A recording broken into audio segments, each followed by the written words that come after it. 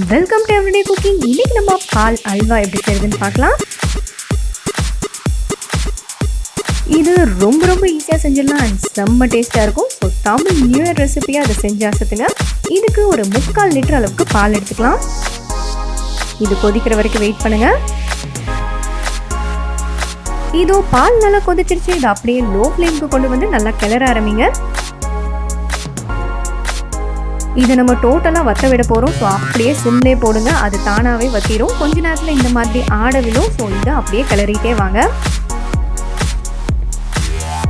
கொஞ்ச நேரத்தில் ஆட விழ அப்படியே கிளறிட்டே வாங்க.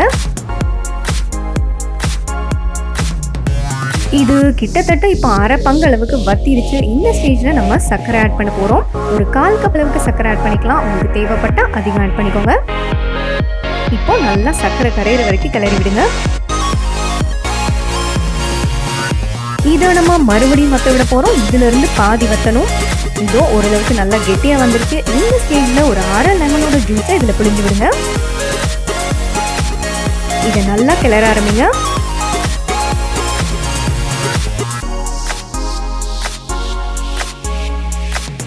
லெமன் ஜூஸ் சேர்த்த உடனே இது தெரிய ஆரம்பிக்கும். அதை அப்படியே கிளறிட்டே வாங்க.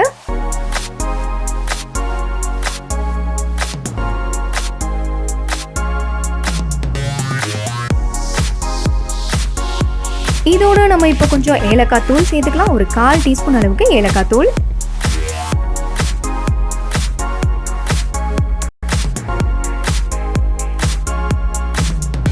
இது நல்லா வத்தினதும் நறுக்குன பாதாம், பிஸ்தா, முந்திரியை இதோட ஆட் பண்ணுங்க.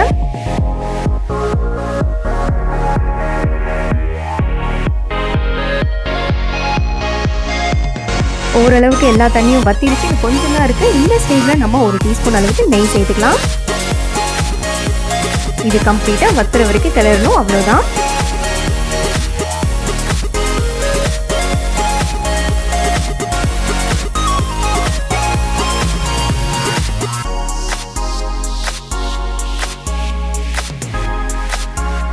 இது ரொம்ப நேரம் கிளறணும்னு கிடையாது. ஓரளவுக்கு தண்ணியெல்லாம் வத்தினதும் ஆஃப் பண்ணிக்கலாம். ஸோ இதோ தண்ணியெல்லாம் வத்திருச்சு. இந்த ஸ்டேஜில் ஆஃப் பண்ணிக்கோங்க.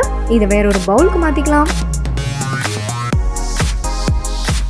இதுக்கு மேலே கொஞ்சமாக குங்குமப்பூ. இதுவும் நம்மளோட பால் அல்வா இங்கே சூப்பர் ரெடி ஆயிடுச்சு. வேறொரு இன்ட்ரெஸ்டிங்கான ரெசிபியோட உங்களை சந்திக்கும். இந்த வீடியோஸ் எல்லாம் பிடிச்சிருந்தா லைக் பண்ணுங்க, ஷேர் பண்ணுங்க, கமெண்ட் பண்ணுங்க அண்ட் மறக்காம எங்கள் சேனலுக்கு சப்ஸ்கிரைப் பண்ணுங்க.